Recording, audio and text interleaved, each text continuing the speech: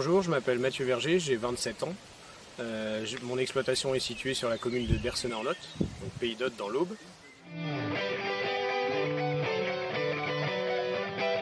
J'ai une formation de bac STAV que j'ai effectuée à Sainte-Maure, puis un BTS Axe que j'ai fait à Montargis.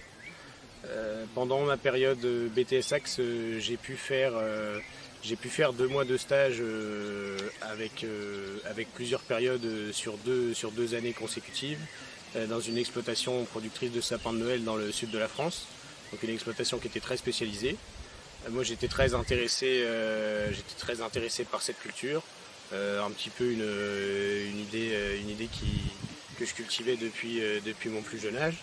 Et puis à travers ce stage, je me suis rendu compte que on pouvait quasiment mettre un petit peu sa passion au service de son futur métier.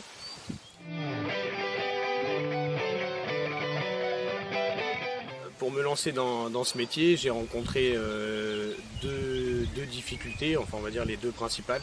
La première c'était sur la production en tant que telle, la deuxième c'était sur l'aspect plutôt commercial. Sur la partie production, j'ai dû apprendre toutes les techniques de base et puis ensuite rentrer un petit peu dans le détail pour aller vers un produit de qualité que je recherchais moi. J'ai donc ensuite basé un petit peu mon offre commerciale sur ce produit de qualité et c'est là où je me suis rendu compte que de rentrer sur un marché qui était assez fermé parce que c'est une production qui est spécifique.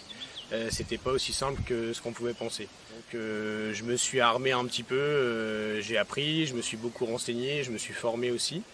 Et c'est à force de belles rencontres et puis surtout de se constituer un bon carnet d'adresses que j'ai pu mettre tout ça au service du sapin de Noël.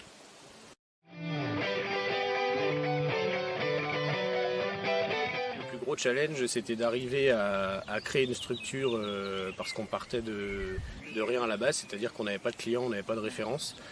C'était de créer une structure suffisamment importante pour qu'on puisse lui donner des bases dans un premier temps et puis ensuite une stabilité. C'est ce qu'on arrive à faire au bout de 7 ans, puisque je m'étais installé en 2013.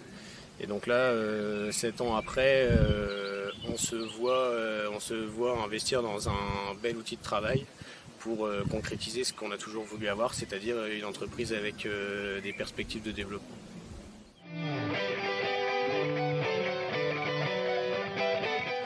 L'agriculture, c'est pas forcément un cadre très défini, ultra strict.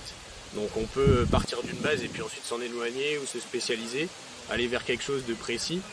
Maintenant, ce qu'il ne faut pas perdre à l'idée, c'est que avant tout, c'est un projet professionnel.